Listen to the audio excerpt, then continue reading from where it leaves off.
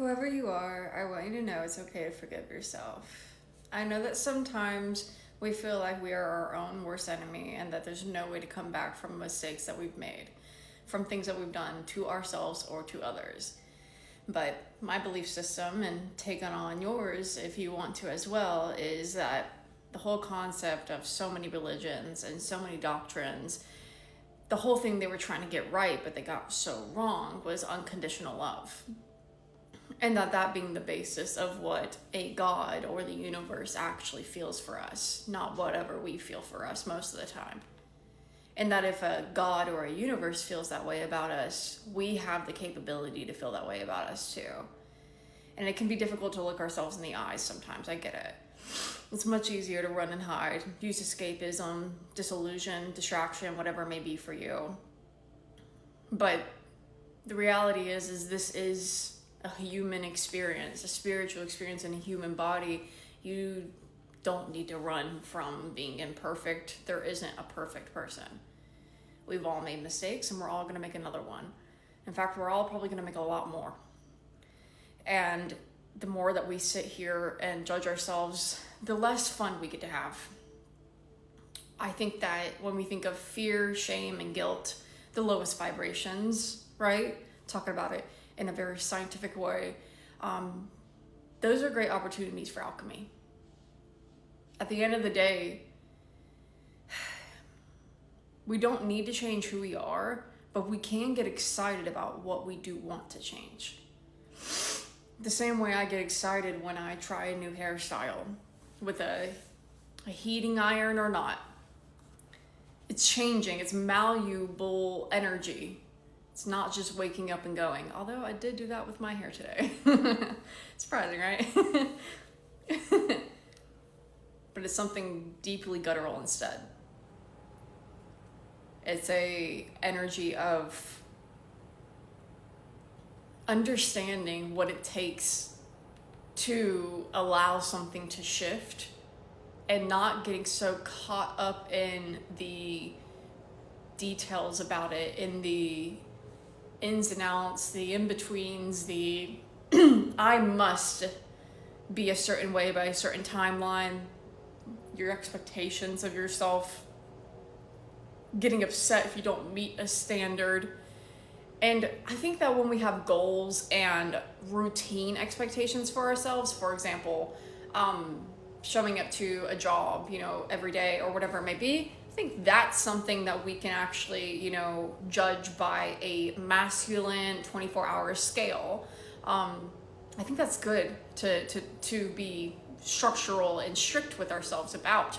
But when it comes to your emotions, when it comes to if you're in therapy, if you're doing as much as you can, which is going to be different every single day, by the way, for your emotions, and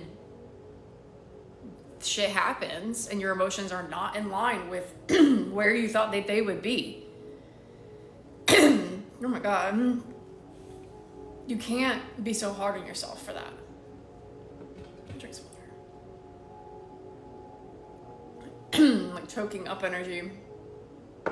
Can you admit to yourself that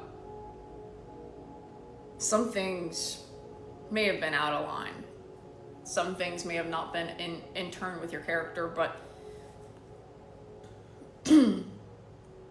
there's a moment in time to find who you are, as much as all the work you've been doing for years and everything that you've gotten through and kept going and decided to oh my God. I'm drinking Coke Zero. I wonder if is it lining my throat? Is the Coke Zero lining my throat? I'm confused. Okay. The whole point here is you are not limited by any means to a version of yourself you expect yourself to be at, to a financial situation, to amount of followers, to whatever it is that you fancy, my friend. And whatever emotional foreground you end up experiencing moving forward,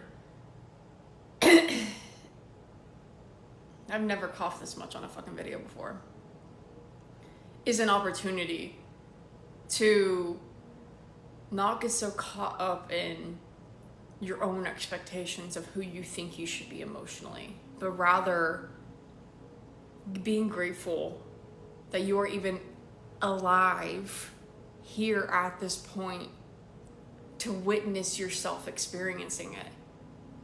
Get to the core, get to the root, get to the nitty-gritty of the situation, and really sit with a part of consciousness that I think we often forget, which is you are not the emotion.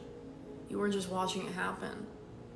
And to get so upset at yourself for feeling an emotion, it almost makes no sense. Because how much of that is really in your control? You can only control your reaction to the emotion. You can only, that's why we talk about falling in love, right? How much of that is actually in your control? You can't be so mad at yourself for who you fell in love with. That's not your choice. It's your choice whether or not you stay with them, sure, but what you feel for them, that's not really up to you sometimes. A lot bigger things are at play here, my friend. Soulmates, past lives, your heart being a stranger sometimes, and it wanting different things than what your mind is saying, my friend. So allow yourself to be new to emotion, or come back to something you haven't felt in a long time. A lot of people have a reawakening of anger when they start healing, and they're like, why am I so angry? I haven't been angry for a decade. What is this? And it's just, it's not a foreign thing. It's not something to pretend like you don't know how to handle or have to relearn all over again. A body, a mind, and a heart was made to feel. It was curated to feel. It knows how to feel it. It doesn't have to be such a terrifying experience. Okay? So whatever you can do, allow the experience to be what it is, which is sometimes not what you prefer, but whatever it is. And try to reroot yourself in something deeper in that moment. Try to see you as the very thing that you need to be right then and there. Maybe you need to be angry. Maybe you need to be fed up. Maybe you need to be sad as can be because something isn't aligned. Just be mindful of your choices. Okay, if you know you have issues with anger or sadness, have support systems in place.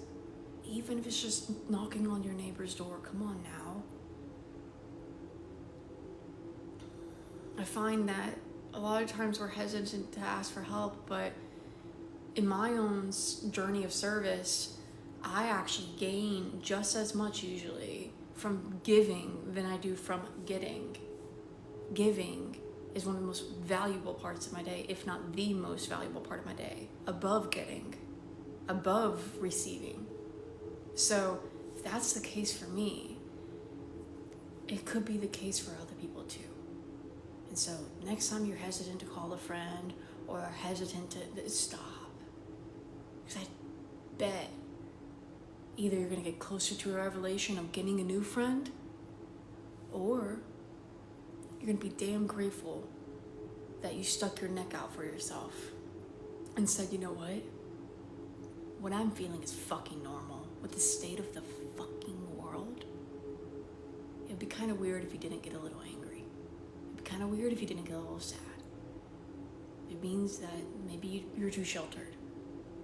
Because that anger is not supposed to stick around. It's supposed to be the fire under our asses to make change in the world. Because it needs it. It needs it more than ever. So please don't shame the feelings coming up. Just try your damn hardest to get help through it and redirect it and help somebody with it. Because your anger could be the very reason the world changes for the better.